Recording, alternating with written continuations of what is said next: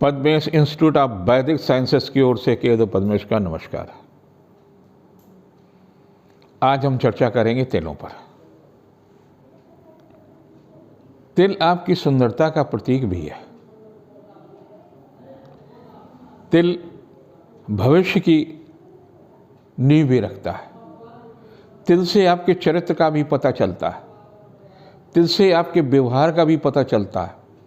आपको धोखा देगा, आपके साथ ईमानदारी से जीवन जिएगा, ये भी तिल से पता चलता है। कहते हैं कि दाहिने शरीर के हिस्से का जो तिल है वो बहुत लाभदायी पुरुषों के लिए होते हैं, बाएं तरफ का हिस्सा स्त्रियों के लिए, लेकिन ऐसा देखा भी नहीं गया। कई बार कुछ उलट होता है। तिल कहीं भी शरीर में है उसका अर्थ जरूर है। बालों के अंदर तिल है जो दिखता नहीं है। कहते हैं अगर बालों के अंदर तिल है, बहुत सारे तिल नहीं है, एक या दो तिल हैं, तो निश्चित रूप से उसको सिंहासन प्राप्त होता है, यानी गद्दी प्राप्त होती है, परिवार का मुखिया होता है और सत्ता में जाता है, राजनेता बनता है, अधिकारी बनता है, किसी फैक्ट्री का मालिक बनता है, यानी बहुत अच्छा उसको शुभ माना जाता, चाहे स्त्री के तिल हो चाहे। चेहरे पर सारे तिल दिखते हैं। चेहरे का हिस्सा जो पहला ऊपर का जो हिस्सा है वो माथा कहलाता। मस्तिष्क पर अगर तिल है, दाहिनी तरफ तिल है, चाहे स्त्री के हो चाहे पुरुष के हो, वो हमेशा शुभ माना गया है। यानी आपको सम्मान पूर्वक जिंदगी, प्रतिष्ठा के पूर्वक जिंदगी, आपके गले में जो है मोतियों की माला पड़ेगी, आपके गले में गेंदा का, गुलाब का फूलों की माला पड़ेगी, यानी सम्मानजनक जिंदगी जिएंगे। बाएं तरफ अगर है तो कोई न कोई ऑपरेशन होता। इसी तरह से गर्दन पर अगर तिल है तो निश्चित रूप से ज़िंदगी में ऑपरेशन या ऑपरेशन जैसी स्थिति का आपको सामना करना पड़ता। ये नहीं ज़रूरी कि गर्दन में ही हो। दूसरी भौं, ये दोनों चीज़ें भौं होते हैं। भौं में अगर तिल है इधर इधर, तो भौं पर अगर तिल है तो निश्चित रूप से आपको डायबिटीज़, ब्लड प्रेशर, इस तरह की चीज़ों के संबंधित। मध्य में अगर तिल है तो आपको प्रतिष्ठा मिलेगी, यश मिलेगा, कीर्ति मिलेगा, कोई कलंक नहीं मिलेगा। नाक पर अगर तिल है तो आप बहुत बार बातचीत में निपुण होंगे, दूसरों से कार्य कराने में निपुण होंगे, बहुत चतुर और चालाक किस्म के व्यक्ति होंगे। आँख के ऊपर हिस्से पर आईलिड यानी पलकों पर अगर तिलक है तो आपको बार बार आंसू जरूर आते हैं। पीठ पर अगर तिल है या मस्सा है तो आपको ठीक नहीं है, दाम्पत्य जीवन में कहीं न कहीं परेशानियों का संकेत देता है। लेकिन आँख के अंदर जो आपकी पुतली है उसके अंदर भी अगर तिल है, वो भी तिल नहीं माना जाता। कहा जाता है कि ऐसा आदमी विश्वसनीय नहीं होता, चालाक होता, अपने स्वार्थों के लिए आपको किसी समय भी तिलांजलि दे सकता है, ऐसा माना जाता है। ध्यान दे करके देखिए, आँख के नीचे अगर तिल है, इस जगह कहीं भी तिल है तो शुभ माना जाता है। कहते हैं ऐसा व्यक्ति है, करुणा होती है उसके अंदर, दया होती है उसके अंदर, व्यवहार कुशल होता है। गाल के अंदर कहीं भी तिल है तो वो शुभ होता है, उसको प्यार करने वाले लोग होते हैं। अगर स्त्री है तो पुरुषों में लोकप्रिय होती है और पुरुष है तो स्त्रियों में बड़ा लोकप्रिय होता है, बातचीत करने में बड़ा मधुर होता है। ये हिस्सा ओंठ कहलाता, नीचे का हिस्सा अधर होता है। अधर पर अगर तिलक है तो बहुत अच्छा उसको भोजन मिलता है, वो खराब भोजन कर ही नहीं सकता है। कहते हैं कि हंसा मोती चुने कि लंघन कर मर जाए, यानी वो अच्छा भोजन करेगा नहीं तो भूखा बना रहेगा, खराब खाना नहीं कर सकता है। और ऊपर के हिस्से पर अगर तिल है तो श्वास के रोग की होने की संभावना या लंग्स से संबंधित बीमारी होने का संकेत देता है। ये हिस्सा जो कहलाता है, इस हिस्से के अंदर अगर कहीं भी तिल है, अगर दाहिने नथुआ के नीचे तिल है तो शुभ माना जाता है, बाएं नथुआ के तिल है तो थोड़ा सा ठीक नहीं माना जाता। कहते हैं कि इसको कहीं न कहीं वृद्धावस्था में अपमानित जीवन जीना पड़ सकता है। टोड़ी पर अगर तिल है तो आपके लिए बहुत ही शुभ माना जाता है। आपका व्यक्तित्व आकर्षित हो जाता है, दूसरों को प्रभावित करने की क्षमता बढ़ती है। इसी प्रकार से अगर आपके दोनों कानों में से किसी कान पर तिल है तो यात्राएं, देशाटन, भ्रमण, आपके अंदर साहित्यिक क्षमता, संगीत या उसके प्रति रुचि होती है। कंठ पर तिल है यानी यहाँ पर तिल है तो आपको आभूषण जरूर पहनने को मिलता है, ऐसा माना जाता है। इसी प्रकार से अगर आपके सीने पर तिल है तो आप निश्चित रूप से ये मान लीजिए कि कहीं न कहीं कुछ न कुछ आपको मानसिक तकलीफ मिलेगी। अगर आपके स्तन पर तिल है और या मस्सा है तो आपके संतान जरूर होगा, स्त्री के लिए तो अच्छा माना जाता। लेकिन पुरुष के अगर तिल है उस स्थान पर तो ये निश्चित रूप से मान लीजिए लंग से संबंधित, स्वास्थ्य से संबंधित या मौसम के रोगों से संबंधित प्रायः उसको बीमारियां होती रहेंगी। पेट पर अगर तिल है तो आपको लीवर से संबंधित प्रॉब्लम के प्रति सचेत रहने की आवश्यकता है। तोंदी के आसपास अगर तिल है तो आपके लिए वो शुभ माना जाता है, रिश्तों में मजबूती आई आती है। अगर जंघा पर तिलक है तो आपका दीर्घजीवी होने की स्थिति है। अगर आपके जंघा के मध्य में तिलक है तो आपका दाम्पत्य जीवन बहुत सुखमय होता है।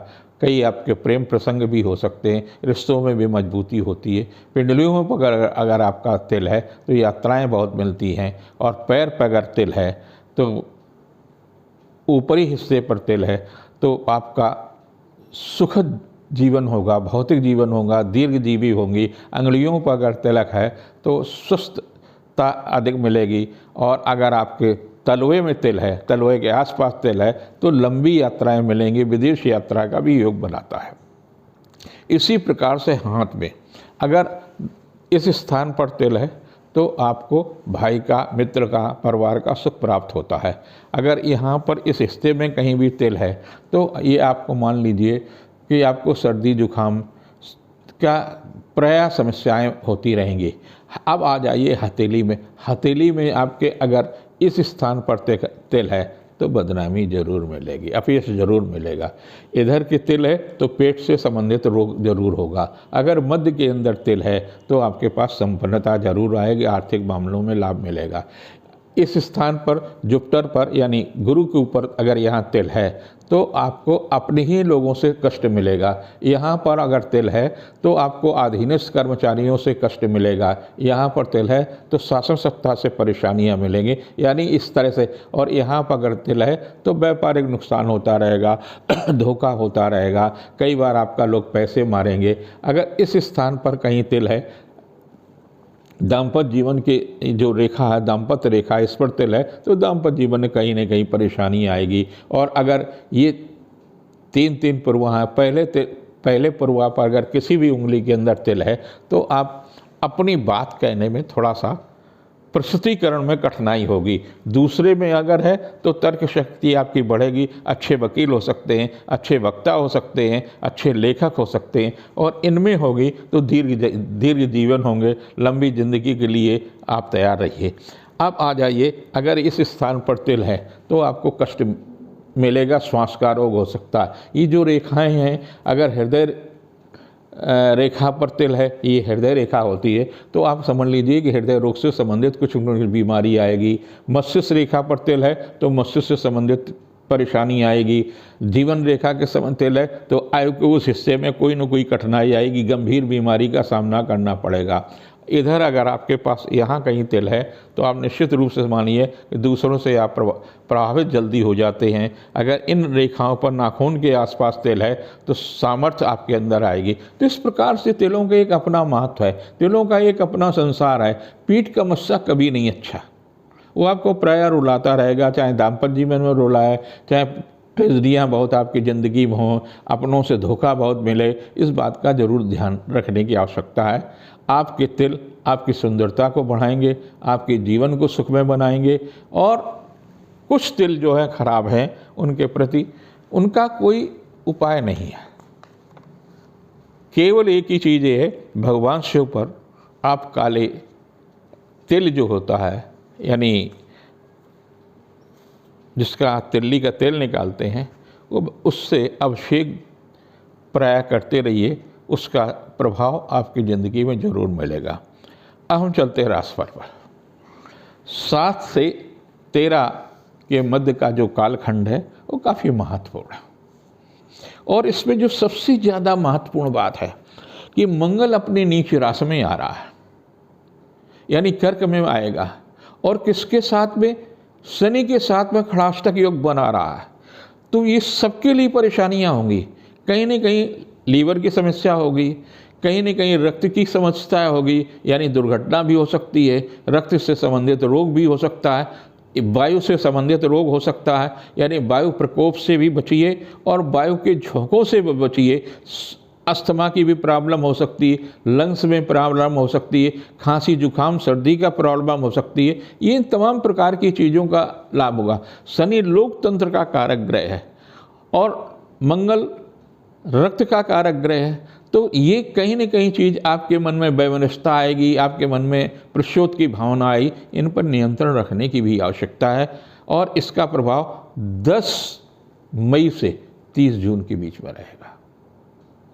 आप सावधान रहें अग्नि दुर्घटना से, इलेक्ट्रिक दुर्घटना से, वाहन दुर्घटनाओं से तेज़ी से वाहन नहीं चलाइए, अधीनस्थ कर्मचारियों से, अपनों से सतर्क रहिए। खाने पीने में विशेष रूप से सचेत रहने की आवश्यकता है।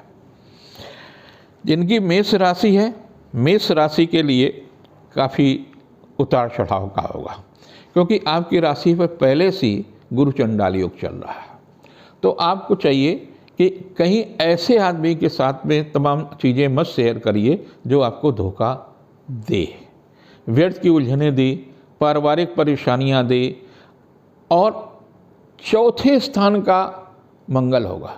मंगल जिस भाव में चौथे स्थान पर बैठता है उसकी हानि करेगा। तो आपको बहुत सचेत रहने की आवश्यकता है 30 जून से कि आपको निजी सुख में व्यवधान ना हो। कोई ऐसा व्यक्ति आपकी जिंदगी में ना आ जाए जिसके कारण से आपको ज़िंदगी में परेशानी हो, आपके दाम्पत्य जीवन में परेशानी हो, आपके रिलेशनशिप में परेशानियां हो। इन सारी सब चीज़ों के ऊपर सचेत रखिए।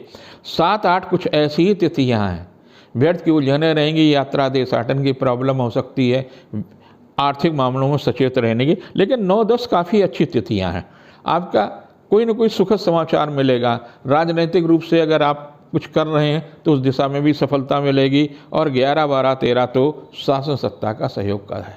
पारिवारिक मामलों में सहयोग मिलेगा, महिला अधिकारी का सहयोग मिलेगा, जीविका के क्षेत्र में चल रहा प्रयास सार्थक होगा। जिनकी वृष राशि है, आपकी राशि के 12वें राहु और उसके साथ गुरु है। सूर्य बुध भी रहेंगे, लेकिन इनके साथ में सूर्य बुध जब तक है तब तक आप तमाम प्रकार की चीज़ों से बचते भी रहेंगे। लेकिन कुछ भी ऐसा शेयर मत करिए। अपनी ज़िंदगी के जो राज हैं, अपनी ज़िंदगी की जो तमाम सारी चीज़ें हैं, वो किसी के साथ शेयर मत करें। वो कहीं ना कहीं कष्टदायी हो सकता है। कम से कम बाहरी लोगों से आप सचेत रहना चाहिए। कोर्ट कचहरी के मामलों में समझौता आपके लिए विशेष रूप से हितकर होगा। मंगल और शनि का खड़ास्तक हो, ये भी आपके लिए अच्छा नहीं होगा। बहनों से, भाइयों से, अधीनस्थ कर्मचारियों से, इनसे कहीं न कहीं आपको परेशानियां मिल सकती हैं। तो सचेत रहने की आवश्यकता है। कुछ भी ऐसा नहीं करिए, झगड़ा विवाद से बचते रहिए। 7-8 आपके लिए काफ़ी महत्वपूर्ण है। दाम्पत्य जीवन सुखमय होगा, रिश्तों में मजबूती आएगी, पारिवारिक प्रतिष्ठा बढ़ेगी। 9-10 तनावपूर्ण तिथियां हैं, स्वास्थ्य के प्रति सचेत रहने की आवश्यकता है। व्यर्थ की उलझने रहेंगे, भयावह सपना देख सकते हैं, मन अशांत हो सकता है, अप्रिय समाचार मिल सकता है। वहीं पर 11, 12, 13 राजनीतिक रूप से भी अच्छा है। आपने जिसको वोट दिया या जिससे वोट मांगा वो सार्थक हो सकता है। व्यवसायिक मामलों में भी सफलता मिलेगी, रिश्तों में भी मजबूती आएगी। जिनकी मिथुन राशि है, आर्थिक पक्ष मजबूत होगा। मिथुन राशि में मंगल का जो रोल है वो बहुत अच्छा नहीं होता है। वो रोल कहाँ होगा? दूसरे भाव में। और दूसरे भाव में अगर होगा तो वाहन चलाते समय सावधानी रखें, बोलते समय भी सावधानी रखिए। कहीं ऐसा कुछ कड़वा मत बोल दीजिए जिसके रिश्तों में खराबी आ जाए। ये 30 जून तक विशेष रूप से सचेत रहने की आवश्यकता।